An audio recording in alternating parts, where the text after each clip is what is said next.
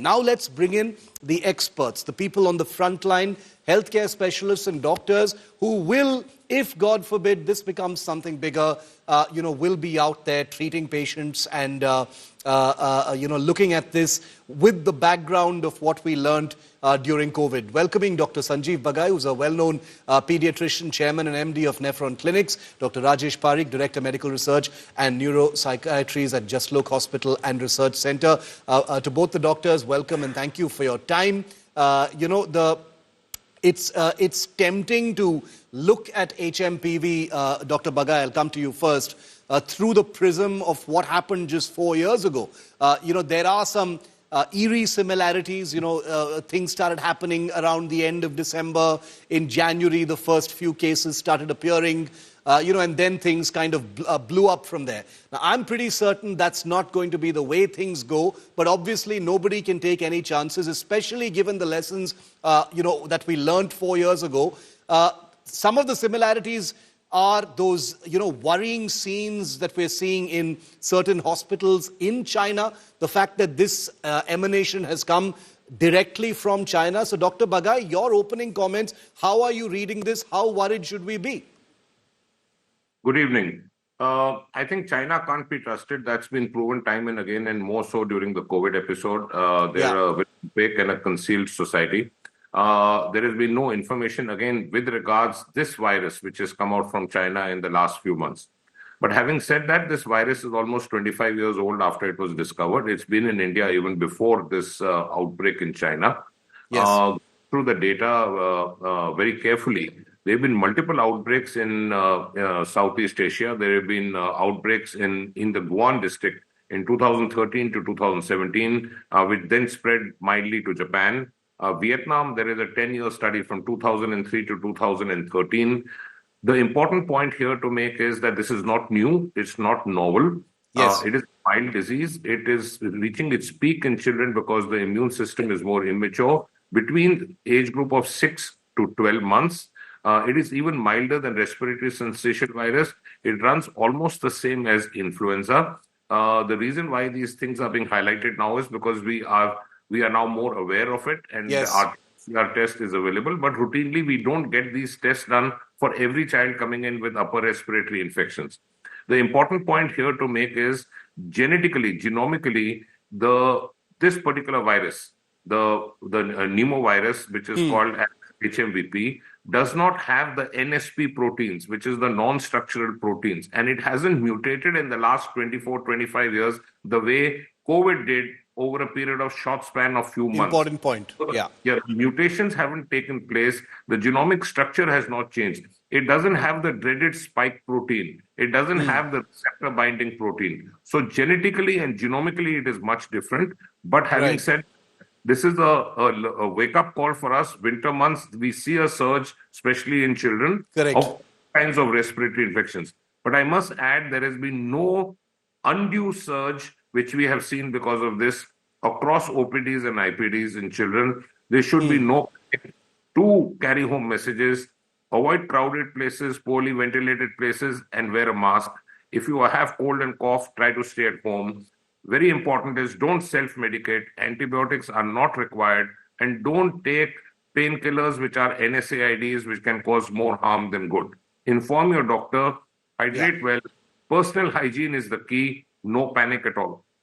Absolutely. The new normal that the COVID pandemic brought us, I think some of those things may still actually apply. Washing your hands, personal hygiene, obviously staying in touch with your doctor and things like that. The things that were not so obvious pre-COVID and have become, second nature to most of us now, perhaps those things need to be re-emphasized. Dr. Parikh, how are you looking at it? Because the general public watching news reports, the instinct will be to panic. The instinct will be to say, oh my God, this is coming in from China.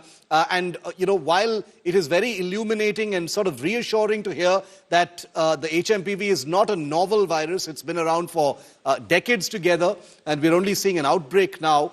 Most people don't know that. So when they're hearing about this thing coming from China, the understandable instinct will be panic. How are you reading this situation, sir? Well, first of all, let me begin by complimenting you and Sneha in particular on the comprehensive and well-researched coverage that preceded our coming in over here. Thank you. Having said that, let me also say that not everything that comes from China is dangerous and lethal. Perhaps we have been sensitized by what happened Yeah. and what went wrong during COVID-19, but there are several ameliorating factors which could reassure us somewhat at the stage at which we are. First of all, as has been pointed out, this is not a new virus. It was first officially detected in 2001. So, as Yeah. has been pointed out, so we're 25 years old. But there's something else that's interesting when you look at serological evidence. When one looks at blood samples which were collected in the past, there seems to be fairly compelling evidence that it's been around since 1958, which makes it, more than 60 years. The second, as has been pointed out, it is seasonal. It's a cold sensitive, temperature sensitive virus. So it doesn't do so well in heat, and it is seasonal, comes around in the winter, goes away in the summer, and it's done several rounds of this, which means to some degree there has already been herd immunity. The third, it is generally not lethal. There are certain vulnerable Yeah. age groups, as has been pointed out, children.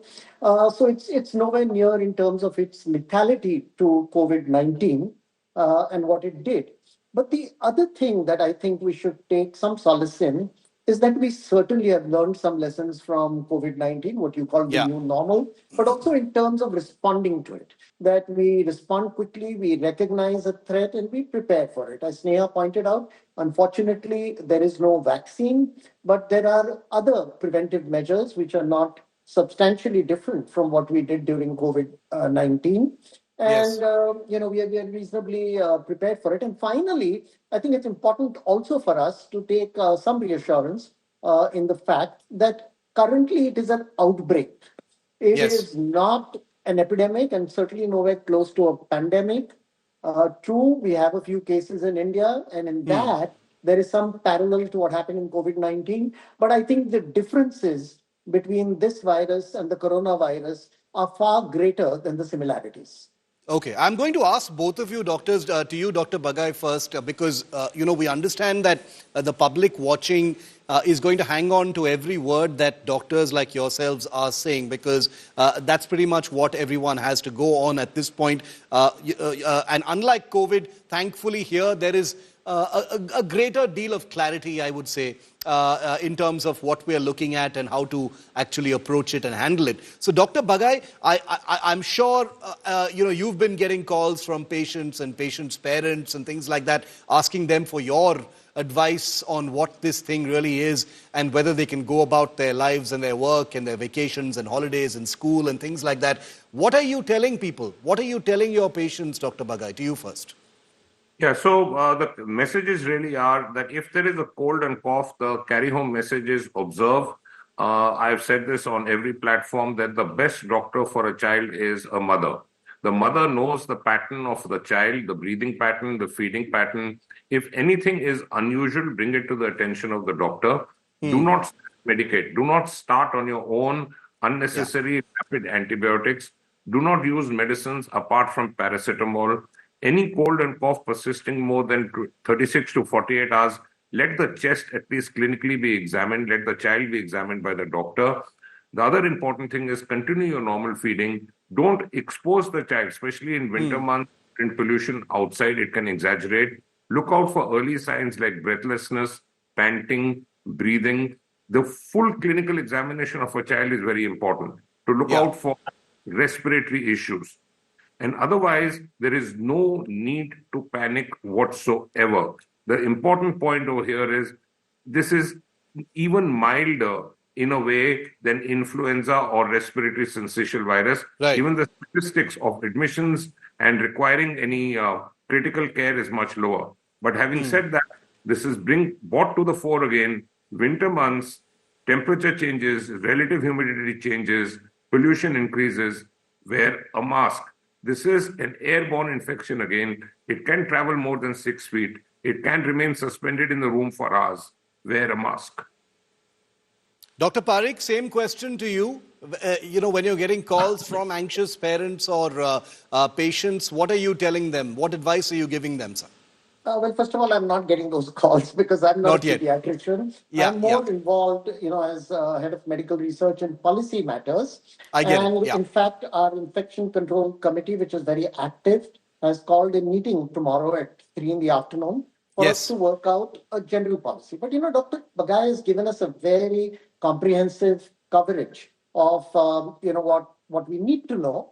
To that, I would like to add Yes. that at a certain level, while COVID-19 has sensitized us to what we need to do, but in some ways, it can also trigger the kind of alarms that the disease did when it went to its second and third wave. Quite simply, it's like an accident. Somebody gets into an accident, he becomes extra vigilant.